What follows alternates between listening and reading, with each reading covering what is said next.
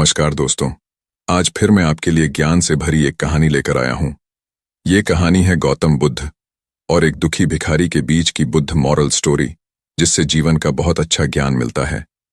एक बार महात्मा बुद्ध एक गांव में अपने शिष्यों सहित घने पेड़ की छांव के नीचे बैठे थे। आसपास के गांवों से बहुत से लोग अपनी मानसिक समस्याएं लेकर महात्मा बुद्ध के पास आ रहे थे। महात्मा बुद्ध उन सब की मानसिक परेशानियों का समाधान देते।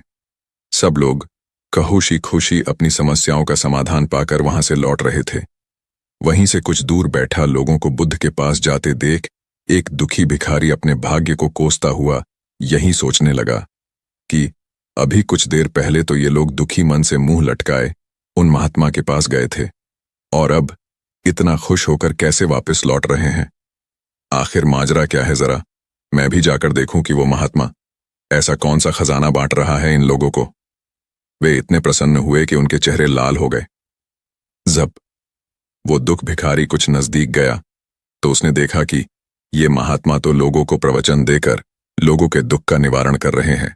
यह देखकर भिखारी के मन में भी तीव्र इच्छा हुई कि क्यों न मैं भी इन महात्मा को अपना दुख बताऊं। मुझे भी अपने दुख का समाधान अवश्य मिलेगा। बस फिर क्या था, समाधान पाने की लालसा लिए भिखारी महात्मा बुद्ध के सामने पहुंचा और हाथ जोड़कर प्रणाम करते हुए बोला, हे महात्मा बुद्ध, मैं भी लोगों की मदद करना चाहता हूं। मुझे लोगों की मदद करने की बहुत इच्छा है, लेकिन मैं कैसे मदद कर सकता हूं? मैं बहुत गरीब हूं। मेरे पास न तो पैसे हैं और न ही कोई ऐसी चीज जिससे मैं किसी की मदद कर सकूं। मैं कोशिश करने पर भी किसी की मदद नहीं कर सकता। मुझे भगवान ने इतना गरीब क्यों बनाया? हे महात्मा, मुझ पर कुछ कृपा करो। इतना बोलते हुए भिखारी रोने लगा।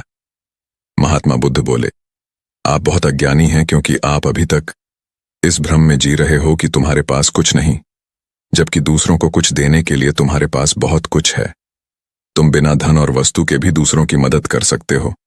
तुम्हारे पास जुबान है जिससे तुम मीठे शब्द बोलकर किसी के दुखी चेहरे पर मुस्कान ला सकते हो। इन्हीं शब्दों की ताकत से तुम किसी के भी टूटते हौसलों को फिर से मजबूत कर सकते हो। इन शब्दों की शक्ति से आप किसी के भी मन में सकारात्मक विचारधारा के बीज बो सकते हैं और उसे गलत रास्ते पर जाने से रोक सकते हैं। तुम्हारे दो हाथों से किसी भी कमजोर या लाचार व्यक्ति की सहायता कर सकते हो। आपके दो आंखें किसी अंधे को रास्ता दिखा सकते हैं। तुम किसी के लिए दुआ कर सकते हो। यह हो सकता है कि उनके बुरे काम फिर से हो जाएं। आप किसी के अच्छे स्वास्थ्य की कामना कर सकते हैं, लेकिन अज्ञानतावश तुम अब तक इस बात को समझ नहीं पाए और इस भ्रम में अब तक जीते रहे कि तुम्हारे पास मदद करने के लिए कुछ नहीं। किसी की मदद करने के लिए धन और वस्तु का होना अनिवार्य नहीं है। बिना धन और वस्तु के भी हम कई प्रकार से लोगों की मदद कर सकते हैं।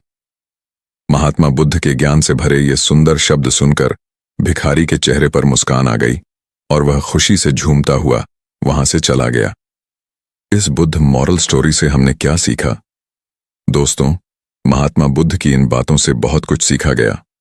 आजकल बहुत से लोग यह सोचकर दुखी होते हैं कि मेरे पास ये नहीं है, बल्कि जो आपके पास है उसी में संतुष्ट रहना सीखें।